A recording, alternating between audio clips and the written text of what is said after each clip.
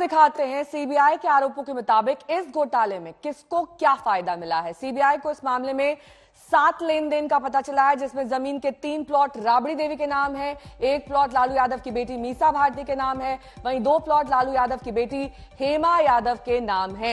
लेकिन इस बीच कल बहुत लंबी पूछताछ राबड़ी देवी से की गई है। आज पूछताछ मीसा भारती और उनके पिता लालू प्रसाद यादव से दिल्ली स्थित मीसा भारती के निवास स्थान पर की जानी है। लेकिन आपको यह भी बता दें कि यह दरअसल मामला काफी पुराना है। जब लालू प्रसाद यादव रेल मंत्री थे तभी से यह मामला चला आ रहा है और कई बार इसमें सीबीआई पूछताछ कर चुकी है। हमारे 2 संवाददाता इस वक्त तमाम जानकारी के साथ जुड़ रहे हैं। हमारे संवाददाता हिमांशु जुड़ गए हैं मीसा भारती के निवास के बाहर से, वहीं हमारे संवाददाता पटना से रोहित सिंह जुड़ गए हैं। लेकिन सबसे पहले हिमांशु, आपका रुख करते हुए, क्या कॉम्प्लिकेटेड सर्जरी के बाद अपनी सेहत का हवाला देते हुए लालू प्रसाद यादव आज की क्वेश्चनिंग यानी कि आज जो पूछताछ होनी है उससे अलग रह सकते हैं? देखिए, इसके बारे में अभी स्पष्ट नहीं है, क्योंकि कुछ जो वकील हैं हो सकता है कि वो उनसे पहले सलाह लें, क्योंकि जो हमारी जानकारी है, ये देखिए, ये जो सरकारी घर है मीसा यादव का, ये यहाँ पर पंडारा पार्क में यहीं पर लालू यादव भी मौजूद हैं। और जो जानकारी मिली है, यहीं पर सीबीआई की टीम पहुंची थी और नोटिस देकर गई थी आज के पूछताछ के लिए।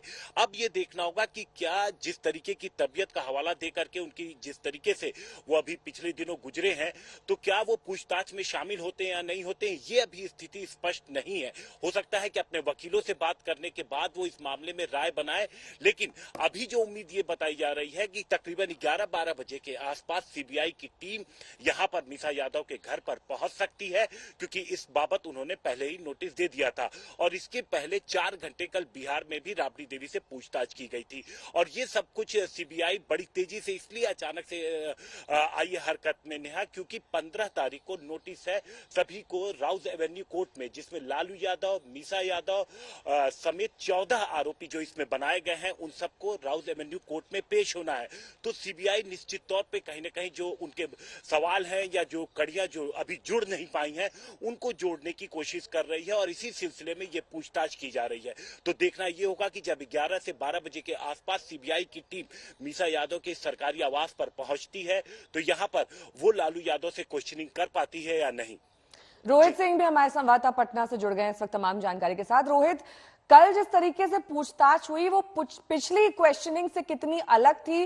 अब क्या लाइन ऑफ क्वेश्चनिंग है, इसमें नया क्या है, क्या कुछ सामने आ रहा है?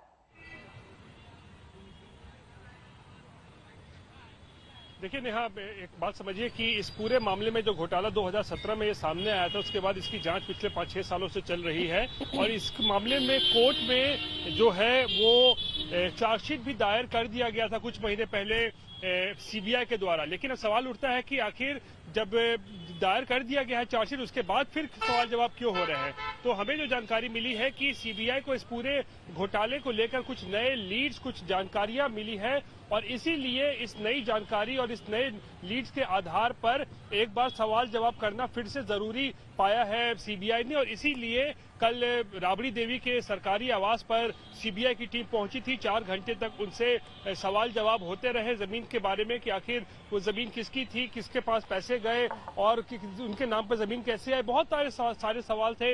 इस तरीके के जवाब जो राबड़ी देवी ने उनको दिए हैं। और साथ ही अब लालू प्रसाद से भी जो है आज पूछताछ इस बाबत होनी है।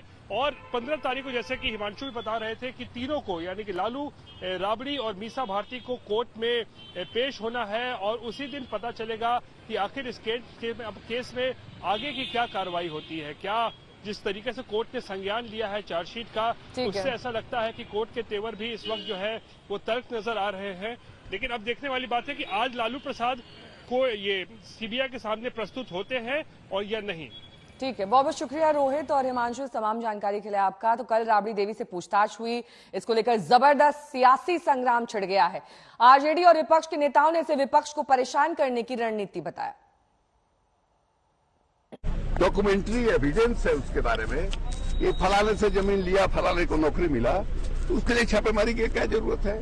सिवाय इसके कि आप चाहते हैं कि हम लालू यादव को किसी तरह से ह्यूमिलिएट करें। और ये जो पूर्णिया की रैली हमारी हुई, मैंने रैली में जो अपार जन समर्थन दिखाई दिया, उसकी एक घबराहट है। और उसमें लालू यादव का जो भाषण हुआ, वीडियो पर भाषण हुआ, जिसमें उन्होंने कहा कि भारतीय जनता पार्टी को अगली दफा उखाड़ फेंकना है, ये उसी का नतीजा है। ये कानून अपना काम कर रहा है। इसमें जो है अगर कोई गुनाहगार है तो उसे छोड़ा नहीं जाना चाहिए, कोई बेगुनाह है तो छुआ नहीं जाना चाहिए। इसमें पॉलिटिक्स कहाँ आ जाती है? ना पॉलिटिक्स है इसमें, ना कोई पॉलिटिकल प्रेजुडिस है। राजनीतिक दुर्भावना से और अपने विरोधियों को आतंकित करने के लिए किए जा रहे हैं। अभी तक जितनी भी ईडी की, सीबीआई की और इनकम टैक्स की रेड हुई है, उसमें उसके नतीजों में 1% लोगों का भी कन्विक्शन नहीं हुआ है, जो साबित करता है कि ये राजनीतिक दुर्भावना से की जा रही साजिश। अरे भैया, आरोप आप हम पर लगा रहे हो, लेकिन घटना आपके यहाँ हो रही है ना। आप गलत करोगे तो सीबीआई से क्यों, आप बाकी लोग क्या सीबीआई क्यों नहीं पहुंचती है? आपने जिस प्रकार से बिहार में भ्रष्टाचार किया, जो लगातार बिहार में आपके पर लगातार केस मुकदमे रहे, तो हर समय ये विषय आपके ऊपर उठा है। आपने मॉल बनाने का काम आप ही किए, मिट्टी घोटाला आप ही किए, चारा घोटाला आप ही किए, अलकतरा घोटाला आप ही किए। तो जो आपने किया है उसकी करनी का फल तो भोगना पड़ेगा।